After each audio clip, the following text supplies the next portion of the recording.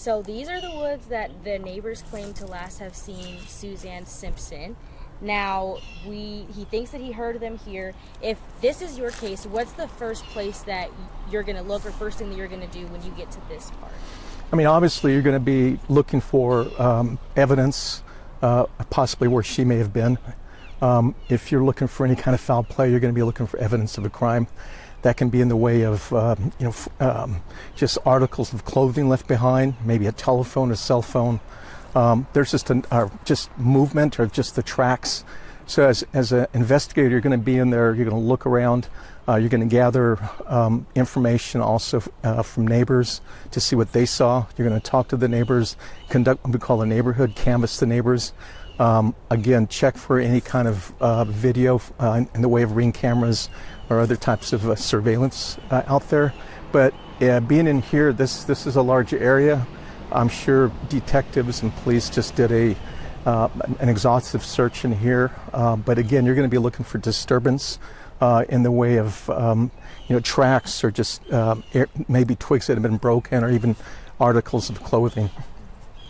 And when you're going, because this seems to be a pretty largely wooded area, how do you break this up to cover all of it with it being so much?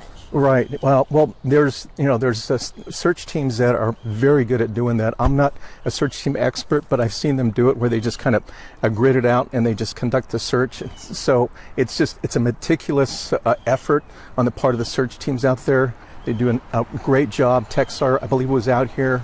I don't know what other groups were out here, but they've done a pretty good search. I have no doubt that this area here, that I guess was the initial search site, was conducted, and that they did probably a fairly decent job in the way they handled it. So we know the first 48 hours is typically crucial in any case that you're investigating. Why is that? Well, it's crucial because the hope is that they find her, they find Ms. Simpson, really, or any victim, that they find her alive. And there's that 48 hours. That is crucial. But then after that, after the first 48, then investigators will continue to talk to neighbors, conduct interviews, speak to other witnesses that might be out there. Again, then expand their search efforts through the interviews that they conducted, talk to possible witnesses, look at businesses for their video to see if there's evidence of either she was taken somewhere else, if there's a vehicle that was involved. And so they're going to expand their search efforts, which it looks like they did, and just, again, continue to talk to more and more people, witnesses that are out there. The big thing is going to be the digital evidence. They're going to look through her laptop, if she had a laptop, because that can yield just an enormous amount of evidence. They'll look through her cell phone, see if there's any cell phone activity. And most importantly, I think her social media activity, to look at the victim, to see what he or she was involved in prior to their disappearance. That's really most important. A big part of solving crimes is noticing patterns, and we heard from Chief Villegas that in this case it's unusual that a woman with a pattern would disappear and change her routine. Is that something you can agree with? That would be very unusual. I mean, when you study the victim and their habits and their behaviors, and all of a sudden she does something out of the ordinary, like not contact her loved ones or not be around, or just disappear altogether, then there's reason to suspect that there's a little more than her just walking away or disappearing. And so I do know detectives with Almost and the other agencies are conducting an exhaustive search and an exhaustive investigation to try to find out what happened to her. And how crucial does time get the further away we get from the missing date? So at this point, it's day 8 that she's been missing. Right. Well, it doesn't become crucial, but it becomes to the point where there's the leads. If they've exhausted talking to the witnesses, talking to people, then sometimes that does slow down a little bit, but that doesn't stop the investigation. Law enforcement will continue to pursue every lead.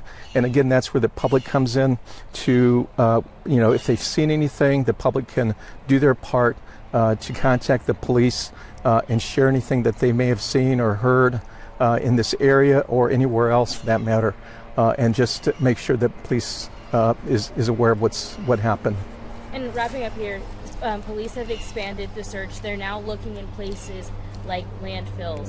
When you get to that point, what is it that you're looking at, and what is it that the investigation has changed to go to a place like a landfill? Yeah, it really all depends on what they're looking for. I mean, they could be looking for a cell phone. Maybe they had a ping at that location, so they're going to go and search that landfill to see if they can find the cell phone. And again, if they find her cell phone there, then that would be just a great find. And from there, they can probably put together a better timeline as to what happened to her and where she might possibly be.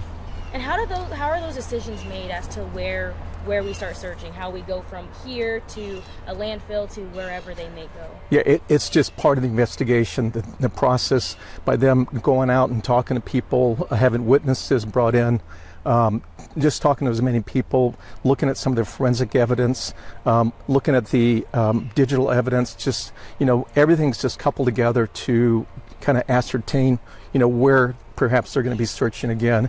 And if it takes them to a landfill, it may be that they're looking for a piece of evidence, and from there they'll be able to get a forensic team to look for things such as DNA, hair fiber, those types of things.